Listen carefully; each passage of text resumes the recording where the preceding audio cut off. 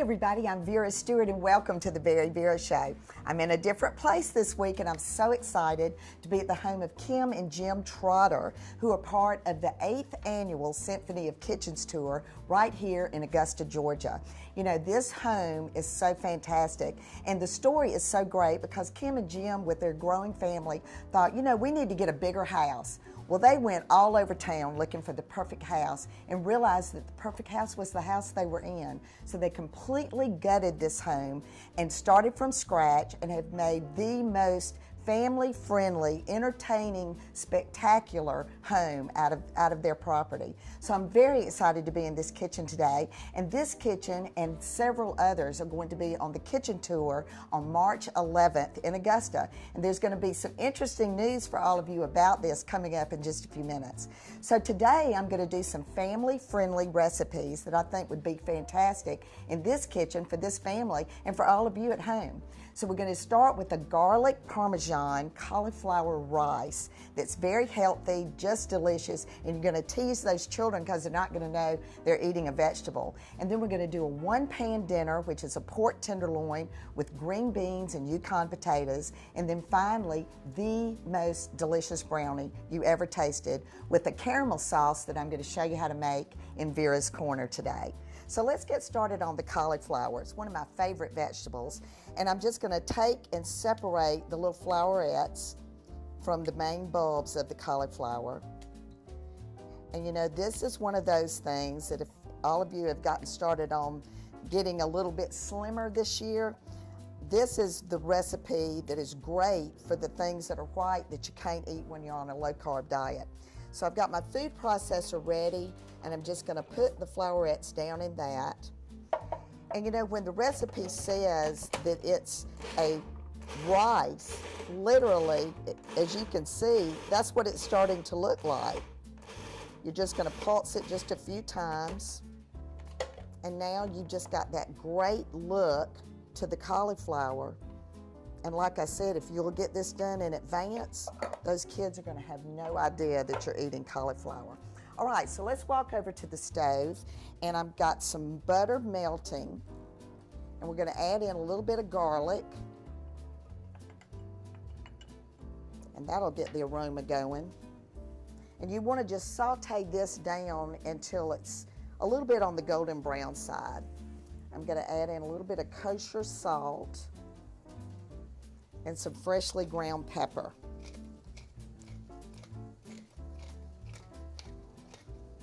All right, so let's grab that cauliflower because that's looking just about right. And we're just going to add this in. So this is very similar to doing like cream corn or any of your sauteed dishes where you're just getting that flavor penetrated into your vegetable.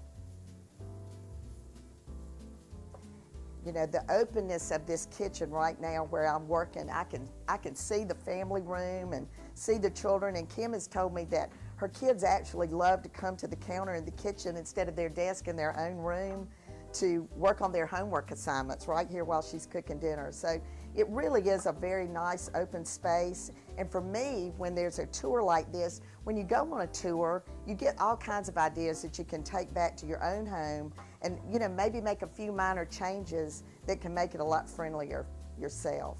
Okay, now we're going to add in some Parmesan cheese. Ah, this is smelling fantastic.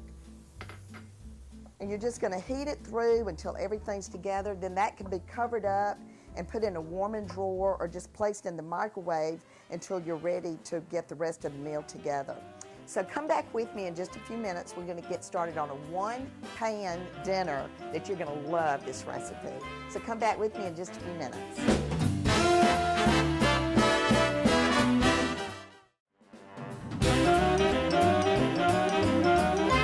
Welcome back, everybody. Oh, I'm getting the pan all nice and sprayed with some olive oil spray because we're getting ready to do a super duper dish that's a one-pan dinner that we're going to love. But if you're just joining us, I'm in Kim and Jim Trotter's kitchen right here in Augusta, Georgia, and I'm sure you're probably wondering, why are you just talking about Augusta, Georgia? I can't come and see this beautiful kitchen you're in today. Well, yes, you can, because we're going to be giving away a fantastic weekend to come to Augusta to go on the tour, to see all of these beautiful homes. You're going to spend the night in the historic Partridge Inn. You're going to have a wonderful dinner and a lunch, all kinds of things. So keep with me through the show today, because I'm going to give you more information about how you can win a trip to come tour all of these beautiful kitchens in Augusta on March the 11th.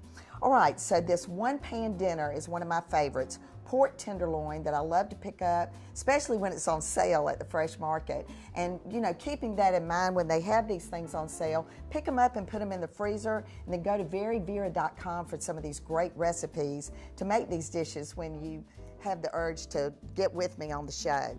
All right, so we're going to do a wonderful glaze that's going to go on top of these. It starts with a little bit of olive oil.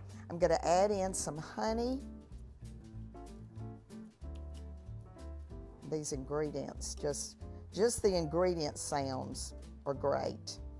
All right, we've got some freshly minced garlic,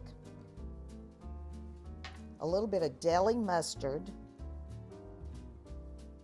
some white wine, everything's better with a little wine in it, and then some fresh rosemary. So I'm just going to mix that together, and this becomes the glaze that's going to go on top of the pork.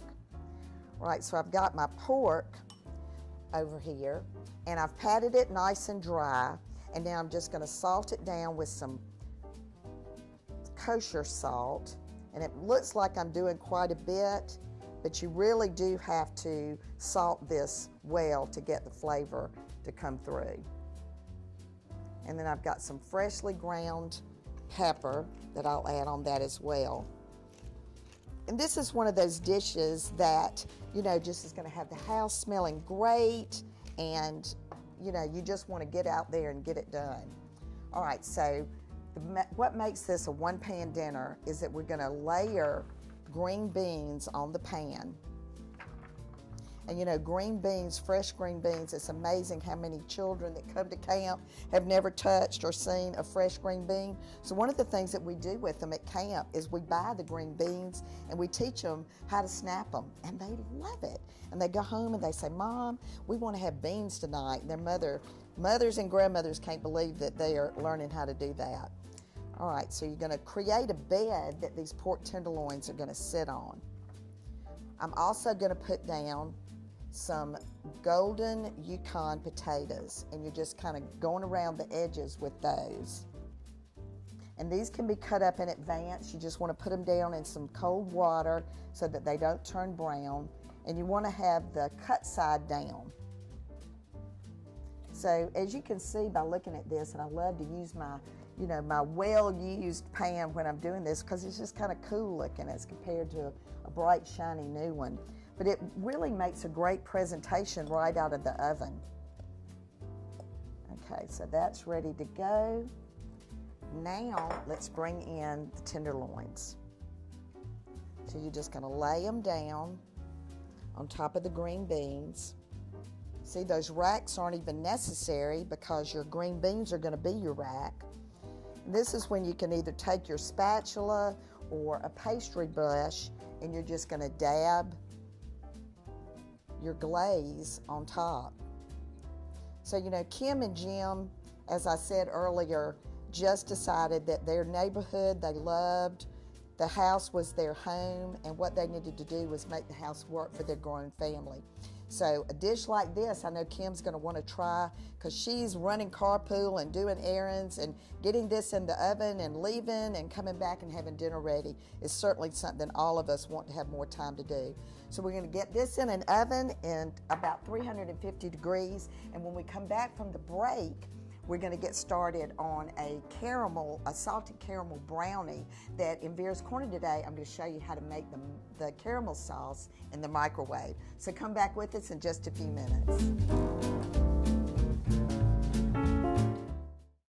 Vera's Corner is brought to you by Jeff's Sewing and Vacuum.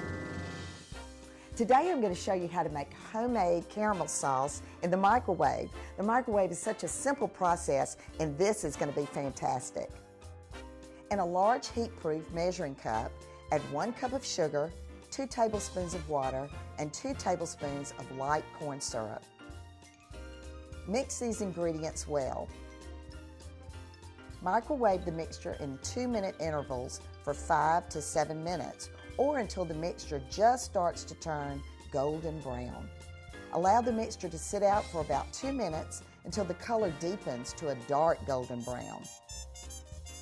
Add 2 tablespoons of room temperature butter, 1/4 cup of heavy cream, and a pinch of salt, stirring until combined. Pour the caramel into a heat-proof container and let it cool for 30 to 40 minutes. Your caramel is now ready for use on your favorite snack.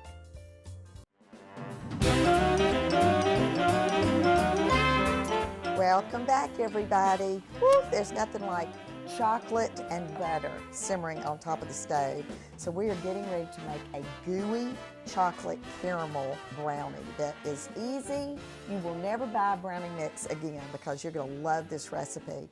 So we've got lots of things going on with this meal today. The garlic Parmesan cauliflower rice is on a simmer. It just smells fantastic.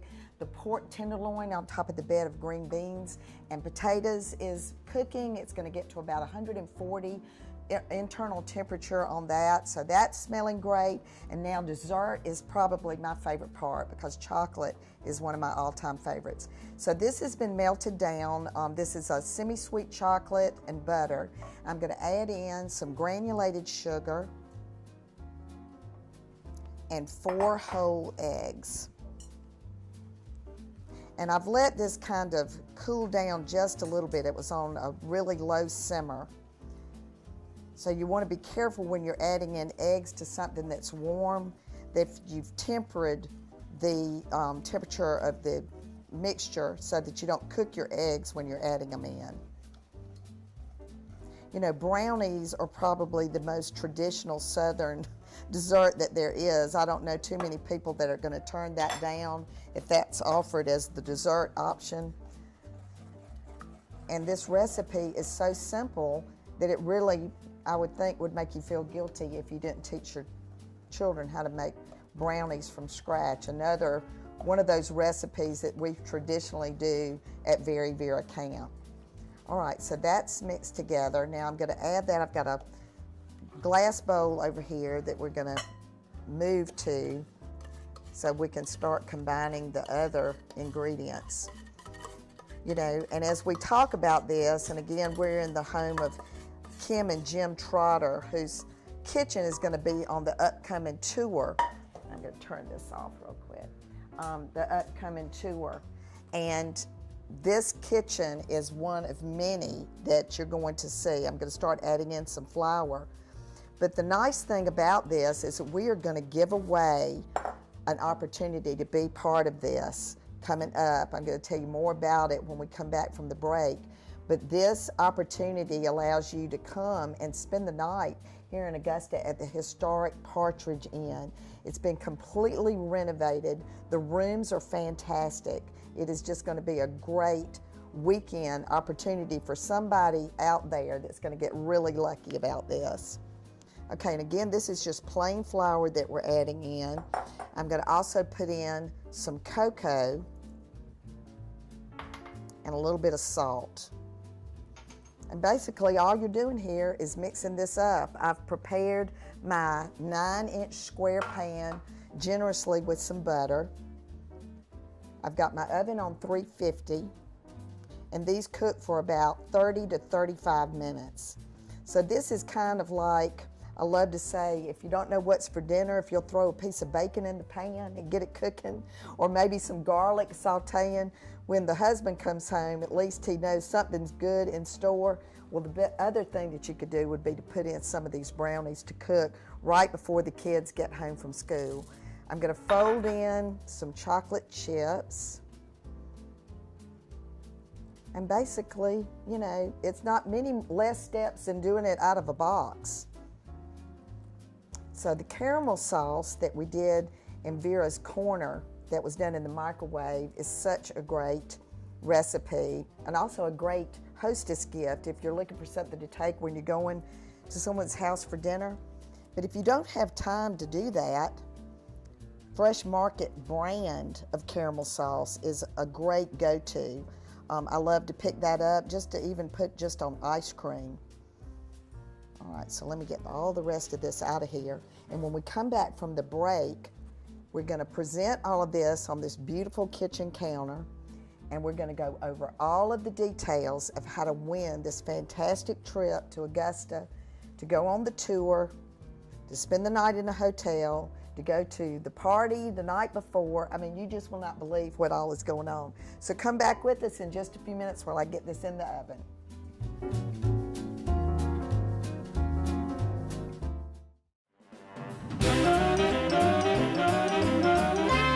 Welcome back, everybody. Oh my goodness, we are putting together a beautiful display at Kim and Jim Trotter's home. We've had such a great time today working on the plans for not only her dinner tonight, but also for the Symphony's 8th annual kitchen tour that's coming up on March the 11th. So let's talk a little bit about what we did today and how I've got everything displayed. We started with the cauliflower rice, and as I said, this is going to be that sneaky vegetable that you're going to serve to those children, and they're going to have no idea they're eating cauliflower. So it looks just like rice. We cooked it up, let it simmer, and it can go in a warming drawer or it can be zapped in the microwave quickly. But it's very low in carbs, so if you're looking for a new vegetable, that's a great recipe to try. And then the pork tenderloin, it just roasted up so beautifully.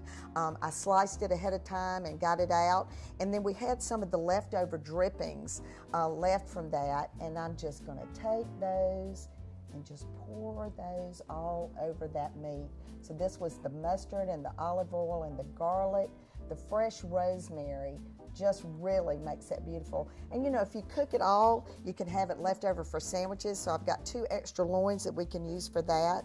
We've got a little bit of watercress that you can, you know, garnish if you're using this for maybe doing this for a supper club, not just your family. But I found that if you do these kinds of things with your children, it kind of sticks with them, and they kind of become interested in doing those sorts of things.